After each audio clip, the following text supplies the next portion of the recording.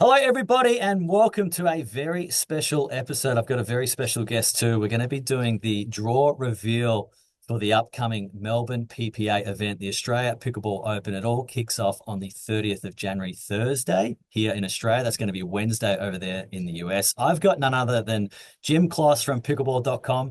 Welcome along, mate. Good to be here. Thanks for having me. Mate, you've got a connection to Australia too. You were telling me about the honeymoon when we first interacted. So tell me more about your time in Australia. That's a few years ago, but I had a 17-day honeymoon in way back in 1988. Loved it. Loved it. A lot of fun. Started in Sydney and worked our way up the East Coast all the way to Cairns. Well, yeah, Cairns as we say it. Cairns, Karen's, Cairns. Karen's is Karen is a woman here that always is upset about something. Well, We call apologies those if women I Karen. get any of the names wrong. Oh no, mate. It's well, you're obviously not making it down here for the event, but if this one goes well, you'll have to come to next year's, and I'm hoping there will be one. Well, the one I really want to see is the Olympics. Yeah, 20, we've been talking about that. 2032. Let's get this into the Olympics. Yeah, well, we just need those federations on board, and then we're a chance. So I'll do the groundwork over here. You keep up the good work over there. We're trying. All right, mate. Well, let's get straight into it. We're going to do things a bit different in terms of convention here. We're going to go straight into a bit of a mixed doubles. And we've been talking previous to this, Jim. There's so many fascinating matchups. We're very happy that there is some very good players from the US tour that are coming over to our shores. And already I've seen over the weekend, Tyson McGuffin is here. Zane's already here. Colin Johns has been doing clinics. A lot of the feedback from a lot of our local pickleball community and professional players is they are absolutely loving having them here. Who's the top seed and what can we expect out of Jesse Irvine and Gabe Tardio here? Well, Jesse and Gabe have been playing a lot together in the last year. They won a gold medal at one PPA US event last year, so definitely had some success. Tardio is one of the rising stars over here. He's I think he's 19 years old now, and grew both physically, probably shot up 5 inches in the last year, and now known probably as the best right side player in the men's doubles game. Obviously, shifts over here to the left side. Tardio's got, he's an interesting player. He's kind of got more of a table tennis background than he does a tennis background. So a little bit, you'll see a little bit different style from him than you will from a lot of people. Very well disguised shots, really good at the kitchen line in terms of counters. Not a guy you want to speed up and hit the ball hard at. Very, very fast hands. Jessie, veteran player in her mid 30s and I believe early to mid 30s, and she's a pretty steady player on the right hand side.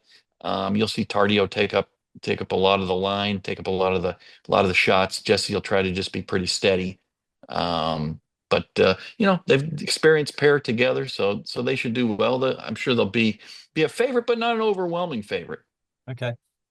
Well, we do have an Aussie pairing, which I will come back to on that side of the draw, who could face Jesse and Gabe. But I do want to talk about some combination pairings. We've got Rose Van Reek. Now, she is Dutch, but we are claiming her, Jim, as an Aussie because she learnt pickleball here in Australia. She's going to be partnering up with Zane, who obviously I'm very well aware of because from the podcast space, I follow Zane. We've got our own podcast, of course, Slam Jam, the podcast. So if you haven't heard of that one and you're from the US, make sure you have a look and give us a follow. I'm looking forward to that one because Rose, for a very, very long time now, has a growing pedigree in the sport. And for her to partner with someone like Zane, yeah, we're very much looking forward to. What do you know about Rose Van Reek? And it's okay to say not much at all, Jim. Not too much. Zane's a good friend of mine, and I actually was have been texting with him the last couple of days, seeing how he's enjoying being in your country. He's having a good time, and he said he has gotten to practice with some of the Australian players, including his mixed doubles partner, and says they'll be ready to go. Yeah, it's good to hear because yeah, we're expecting big things from Rose, and I think from a temperament point of view, they're going to be on the same level. They're going to have the same vibe. They're serious, but they're out there to have fun. And yeah, that's what you're going to see from Rose for sure.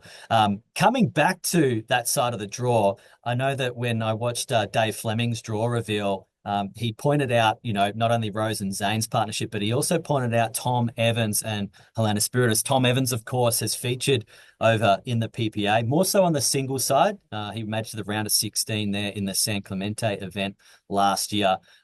They are a solid pairing from Australia, but maybe a pairing or a couple of pairings that were overlooked. I want to highlight Nicola Skuman and George Wall. They're an Aussie pairing that could actually end up facing Jesse Irvine and Gabe Tardio.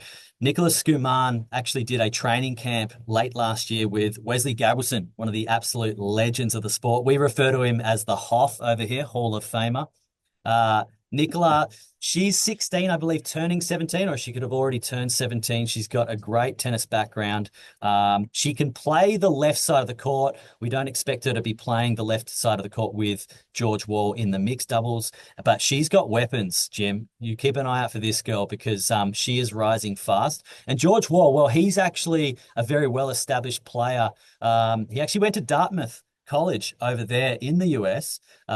But he's got a great tennis background. But he's actually a championship winning MLP Australia captain from last season. George Wall doesn't make very many mistakes. He loves to extend out a dink rally. So it's going to be very interesting to see how their game style matches up if they do get an opportunity against Jesse Irvine and Gabe Tardio. The other Aussie pairing, Jim, is a pairing that you'll be hearing more and more about. It's actually Danielle Townsend and Joey Wild. Now, fast forward to Mhm. the men's doubles. Joey's going to be partnering up with Zane. I believe they have a connection there from Austin, Texas, where they might have met once upon a time. I do want to talk about the seeding, Jim. I think the seeding of Danielle Townsend and Wild at number 36 is, I'll be honest, ridiculous. Now, just to explain for any Americans watching, last year in 2024, we had a full season of what we call MLP Australia with PPA events. We only had 6, bearing in mind, I know what you guys have over there. Danielle Townsend and Joey Wild won 3 of those events for the PPA. They won gold in 3 of those events. So for them to be seated at number 36 is a huge misstep. And so what I've got to say is look out if you are Alice Jones and Jay DeVilliers, because they're on your side of the draw and you could end up facing them. And they are potential giant killers, Jim. I'm on your side. It's obviously not the easiest event to do the seedings on. You don't have a lot of commonality of these players having played against each other, so it's a little bit harder to measure. I know Joe Wild's played some matches with PPA level players and so on, but obviously it's very hard to do the seedings. That seeding did surprise me in the article I did previewing the tournament on pickleball.com. I did highlight that 36 seed as somebody to watch out for. And Jay and Elise, of the American pairs, is one of the more beatable pairs. Um, Elise Elise plays a very interesting game. She's known for falling down on the court a lot, gives it her all. No one will try harder in pickleball than Elise. And Jay, tall, rangy player, will cover a lot of court, but he's been known to kind of be up and down and make some mistakes. So they're a beatable pair there. Well, I did see Jay, the big fella, in economy on the way over here, and 16-hour Ah, flight. So I hope he's going to be nice and loose come the event, Jim. Time will tell. I'm sure he's getting some he practice does he here. does travel a lot. He recently was in India for an event there and won the tournament. But he flew over to India to play. So he does like to get around. I did see that. We can talk about another pairing before we move on. Lacey Schneeman and Tyson McGuffin. As I said before off the top, Tyson has been doing a number of clinics. He went to the Australian Open final I saw where Yannick Sinner won. He looks like he's Mhm. really enjoying his time here. So Tyson, with all that he is, what can we expect from that pairing? Well, Tyson, one of my favorite players to watch, always gives his all, a real grinder, has all the shots, good singles player, good doubles player, got power, got touch, fan favorite. I think I think the Aussie crowd will cater to him and like him, and he'll try to fire the crowd up and get the crowd to fire him up. They're actually, if I had to pick a winner in advance on this one, there I would take him and Lacey. Lacey can be kind of up and down, but very fairly small in stature, but has a lot of power. So I think they're probably the team to beat. Well, it's going to be an interesting watch mixed doubles. That one's going to be happening, I believe, on the Saturday of the event. So, yeah, a few warm-up games for other players in the meantime. Let's switch it up to women's doubles now, Jim. We've got Tyra Black and Elise Jones there, the number one seed, followed by Lacey Schneeman and Viv Glosman, I believe. Mhm. Fairly seeded there, do you think, Jim? Yeah, Elise and Tyra have had a lot of recent success together. They pair up well. Tyra's a lot better on the left than she is on the right. She's more of a power player, Elise more of the steady player. But they've had some really good results in the last 6 months or so. Lacey and Vivian, I don't recall them ever playing together. Expect to see Lacey on the left, Viv on the right. Vivian's a taller player. She's one of the tallest women we've got out on the tour.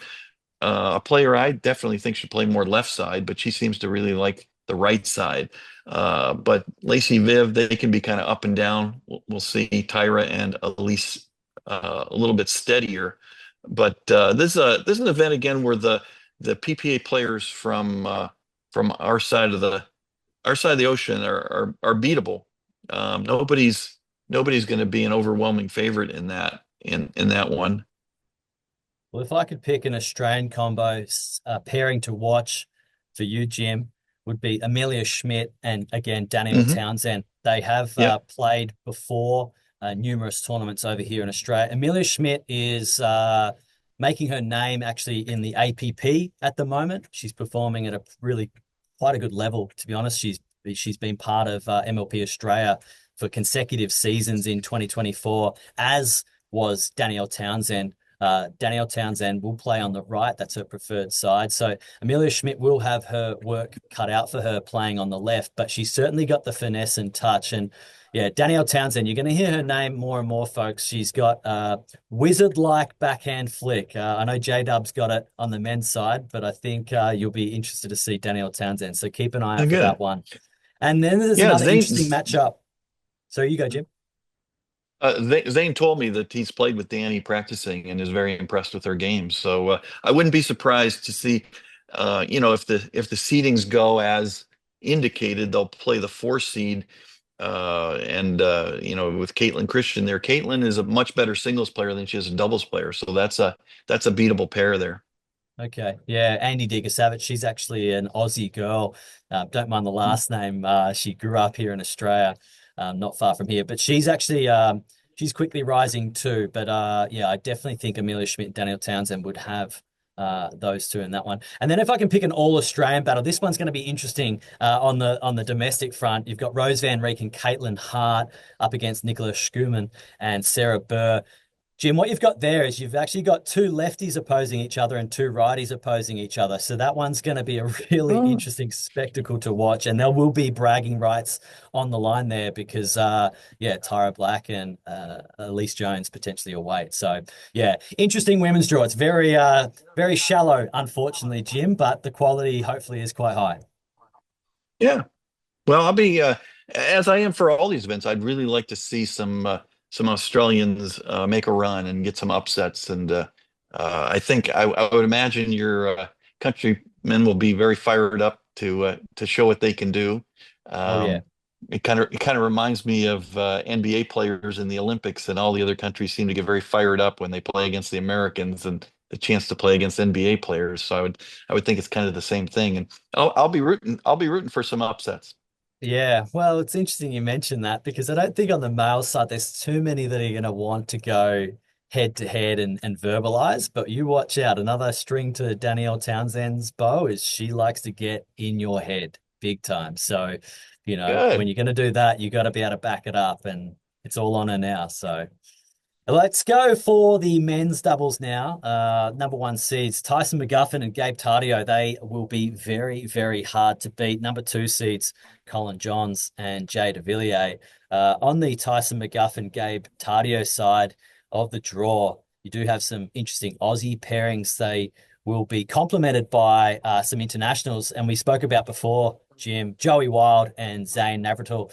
You mentioned you've been exchanging some text messages. I did see that Zane has based himself already in Melbourne. So it's going to Hmm. be interesting to see, predominantly with Zane. Does he have a preference for side of the court? I mean, would it be unfair for me to say he's a number two style player?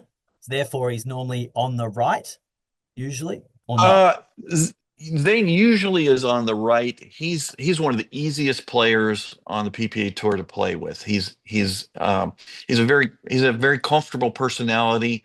A positive person. He's got an incredible record at Major League Pickleball over here. Just always seems to end up on a winning team or even the team that wins the championship. Sometimes with a team that you least expected of. He brings a lot of good chemistry, a lot of good vibe to any partnership he's in. And so he's quite willing to play right side. He's quite willing if his partner wants to take a little bit more of the court. Very versatile player. So that wouldn't surprise me at all to see him play on the right in that pairing.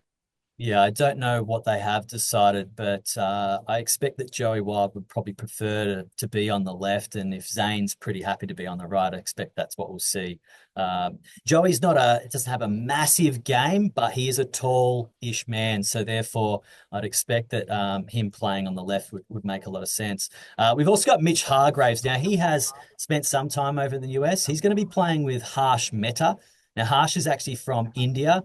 You've probably heard of Aman Bhatia. Well, Harsh is not far behind Aman in terms of stature over there in India. Harsh is a lefty, Mitch is a righty, so that's a very interesting combination, and they could very well face Tyson McGuffin and Gabe Tardio. Have Tyson and Gabe played much together, Jim, or this is just maybe their first ever opportunity at this sort of level? Uh, I I don't recall them ever playing together. Yeah. There's a chance maybe they played one event together sometime, but I doubt that they've ever played together. They both typically play right side in men's. Hmm. Tardio again, really being known as displacing Colin Johns as the best right side player. So Tardio has been playing a lot of right side with Andre Diescu, J.W. Johnson. Now he's going to be playing a lot with Ben Johns. He gets the best of the best of left side players. Tyson um, is a little known to be a little bit more versatile.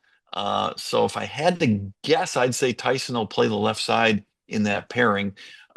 We could even see him play a little bit of straight up. It's pretty rare that any pairing plays straight up, but I could see them playing a little bit of straight up. But I would guess that Tyson will probably play left side. But they are going to be, even though they don't have experience playing with each other, I think they're going to be very difficult to beat. Probably would be of all the Americans, that's probably my number one for unlikely to get upset Yeah, okay. pairing. In terms of young talent They're going to be time, very tough. I see Kwon Dong and CJ Kling. I'm really looking forward to seeing Hmm. both these players just because of their Me too. exuberance on the court. They have played together late last year, I do believe, Jim, and they had some Yes. success. Yeah. I mean, they're a natural pairing. CJ's rising star on the right side since he's a lefty, and I did a column on my 25 predictions for 2025 at the start of the year, and one of them was that by the end of the year, I thought CJ would be known as the best lefty player, and I think he's well on his way to proving that true. Kwong is probably the hardest worker in pickleball. Just look at his videos that he puts out. Just really hard worker. Um, It'll be interesting to see which paddle he uses. He ran himself into a little Yeah. controversy over here with his last tournament where he's said to be Selkirk signed, but about 4 points into his mixed doubles match at the Masters, pulled out a proton paddle and found himself in a little bit of potential lawsuit hot water, perhaps.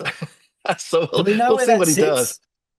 Because Um, intriguingly, the major sponsor of this tournament is Proton. sure, sure. Well, I'm actually an attorney by trade and history, and so I was at the Masters and checking it out as kind of it was going on and tweeting out, "Hey, he's using a proton," and uh, I talked to Kwang's father about it, and as in most of these things, Adam, it's something. Both sides have their point of view on what happened, and both there's a bit of a disagreement on what Kwang's contract said and what it obligated him to. Did it apply? Did it apply outside the U.S.? When did it expire? Things like that. So it remains to be seen where that all is going to go. Okay. I did notice, and we talked off camera in our first conversation about CJ Kling, only a young fella. I did see this morning he actually took a little excursion out to Geelong Aussie Rules Football Club. Did you catch Mhm. any Aussie Rules while you were here, Jim? Did not when I was there. I watched it on TV. I'm never clear what channel it's on. It seems to hop around, but it's Right. a fun sport to watch. Yeah. Well, he wrote in his post that he's been following them since elementary school. Now, for an I saw American to that. be following a what we call AFL team. I'm intrigued. So if he's a diehard Aussie Rules fan, get ready for a clip of me interviewing and maybe even doing some pop quiz with CJ Kling. I hear he's a really nice young man, so I'm looking forward to meeting him. Our American football teams are always looking for a good punter, and Yeah, well, we seem to yeah, we seem to find them over there once in a while. yeah. Well, if I can round out another Aussie pairing to watch out for, it would be on the right-hand side of the draw, Lucas Pascoe with George Wall. I've spoken about George Wall before. Lucas Pascoe is a young gun too. He recently turned 18 late last year. He hits with a Yola Gen 3, and it is a weapon, especially in his hand. He Yeah. is an extraordinary talent here in Australia.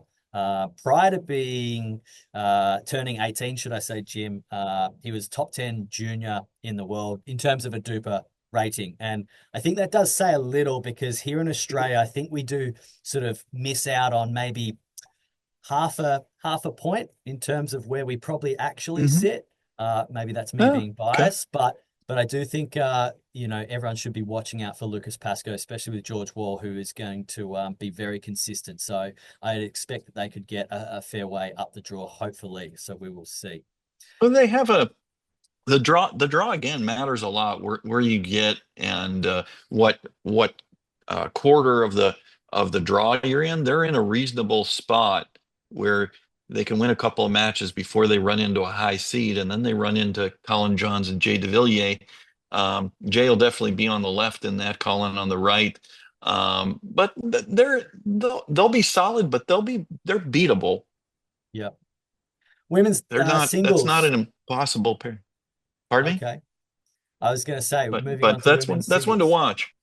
One I'd say that doesn't get a lot of mention is it looks like they're the number 6 seed is Guangdong's younger brother Bao Dong.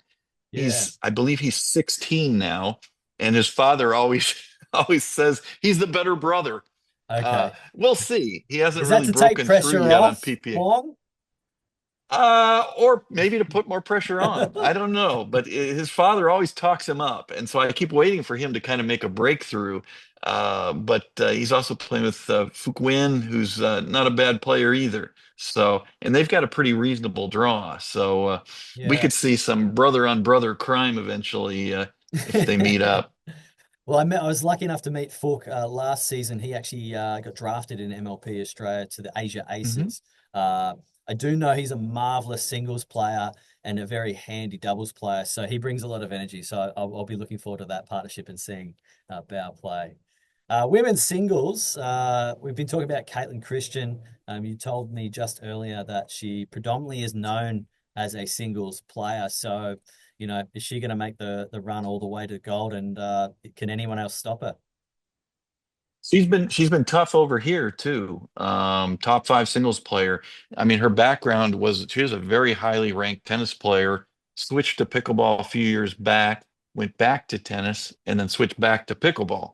And I saw her play the first time a year ago at an event here in Phoenix, and was very impressed. I had not known about her background at the time, but saw her play and was immediately pretty impressed with her. But she's much better at singles and doubles. It has not really developed a top level doubles game to go with the singles game, but she should be pretty tough in the singles. Although, again, the Australian players, should be able to be pretty competitive at singles. It's an easier game to switch over to at first.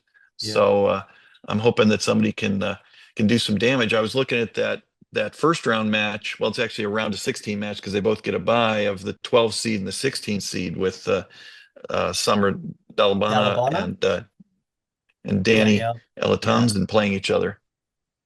That's I going to be thought both of them could pretty. make a run, but Yeah. they Well, play each other unfortunately, in the first round, yeah, unfortunately.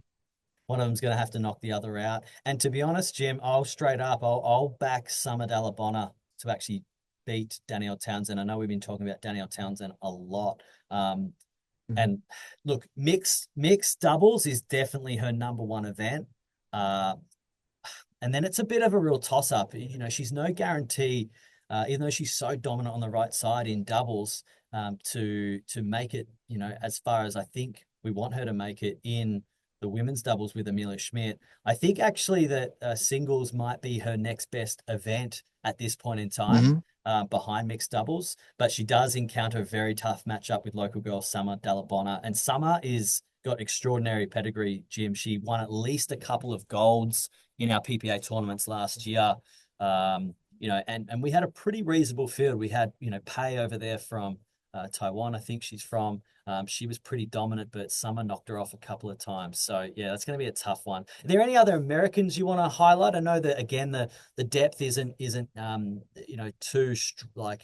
too big, shall I say, in the women's singles tournament. It's not a huge round to make it all the way to the final. But is there anyone else you want to highlight? Well, I'm still focused on that one match of Yeah. your two Aussies because I think that's the one um, that I'm, you know, if I was putting bets down, that might be the one where I think the winner of that could easily win a medal.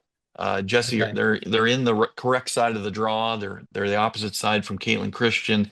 Jesse Irvin, the 3 seed, Katerina Biakina, the second 2 seed. Not the best singles. I mean, obviously, we're talking about all very, very talented players, but not the best singles players there are. They're definitely beatable. And so I'd like to see the winner of that 12-16 match make a run all the way to maybe even to the final. Yeah. I What can think you it's tell I think me? it's doable. Yeah, what can you tell me about I don't even know her first name, but Kay Valos there in that side of the draw, just under Jessie. She's going to be playing Aussie girl B Massey actually. So Valos, Uh-huh. do you know much about her? Actually, I do not know her. No. Because B No. Massey, she is an Aussie, or plays in Australia. I believe she's got Kiwi heritage, New Zealander heritage, but she's fast rising too. She's a bit more of a mature player than Summer and Danielle. I wouldn't be surprised, even looking at the seeding, if B Massey actually is the one that makes it through. And then I Ah, don't believe that Jesse's actually a renowned singles player. no. Uh, so look out for that being maybe an upset too. This side of the draw could actually dictate the actual winner potentially, or at least who Yeah. plays in the final if Caitlin Christian gets all the way there. So we will see. Um, Yeah. other I'm Aussies, with you. other Aussies that were highlighted were Rose Van Reek and Sarah Burr.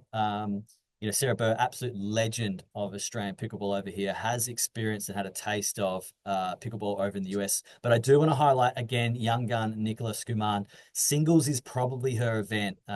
Again, she's only 16 going on 17 or just turned 17. So watch out for her. She will potentially encounter Helena Spiritus if she can get through her round one matchup. But look out for the young gun. She could make it all the way through to at least a semi-final there.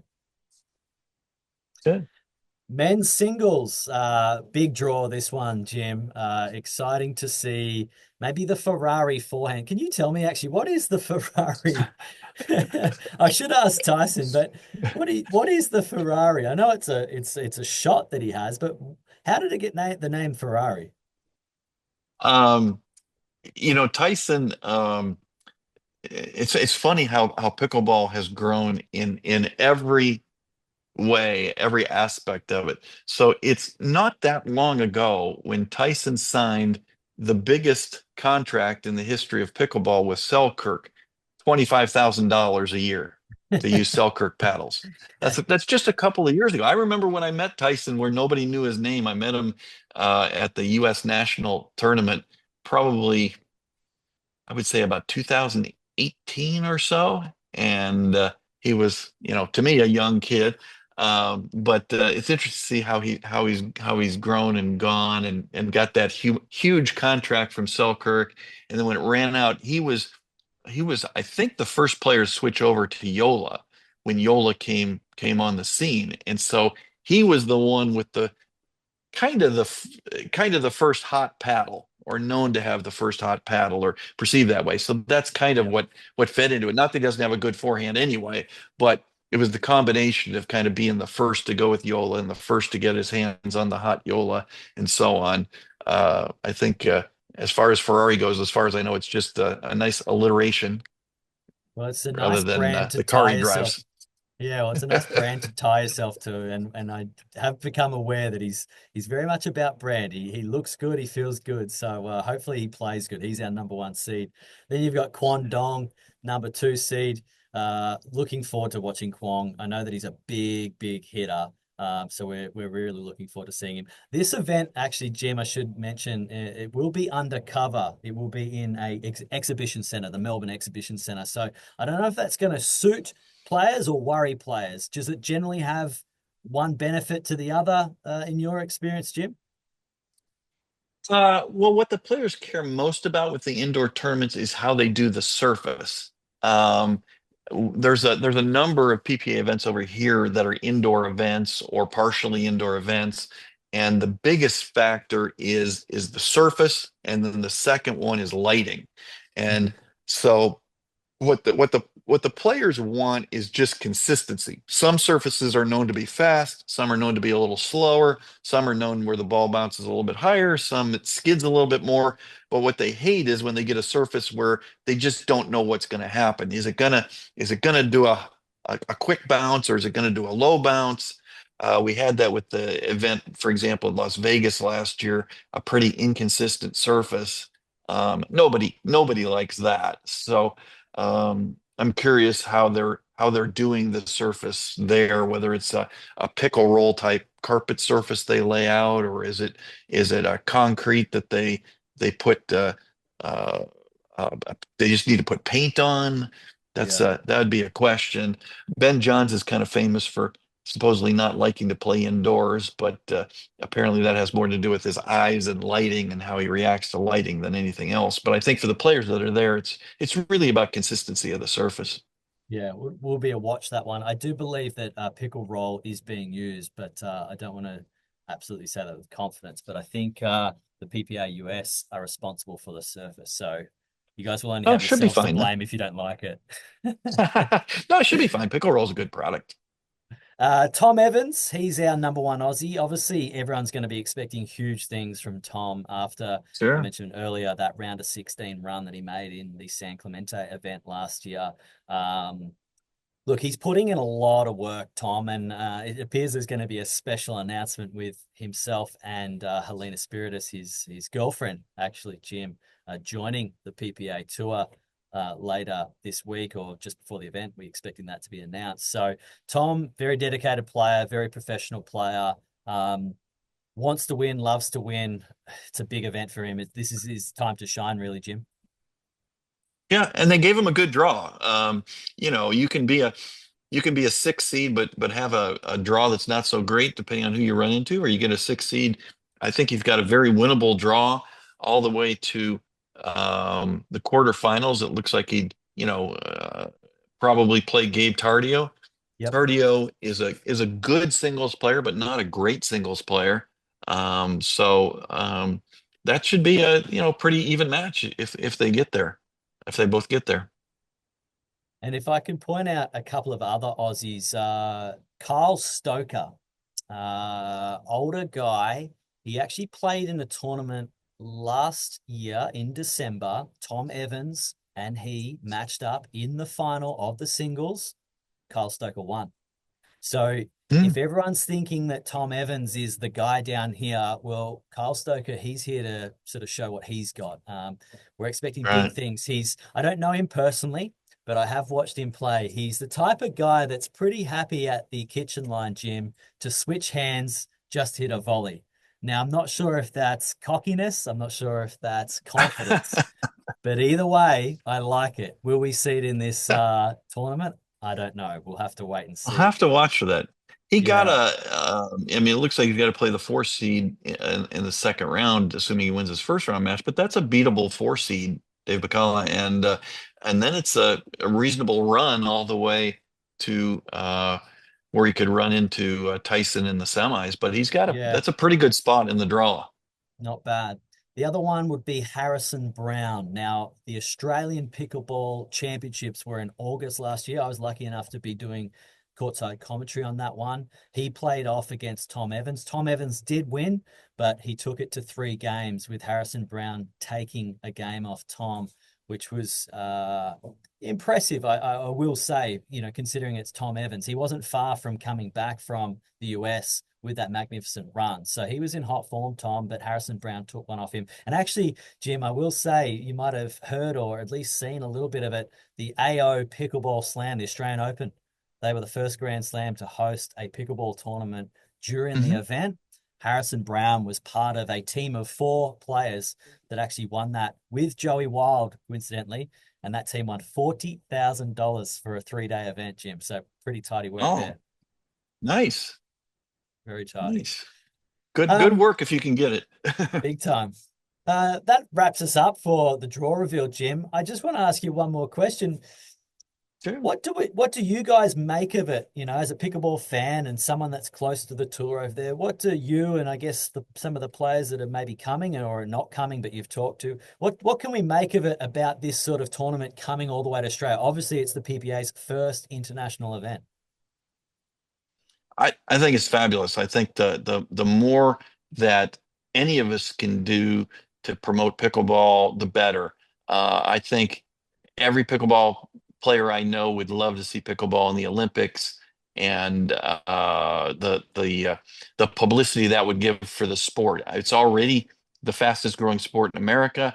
I did some research on, a little bit of internet research on Australian pickleball, and it's said to be the fastest growing sport in Australia, just growing by leaps and bounds. I think that's fantastic.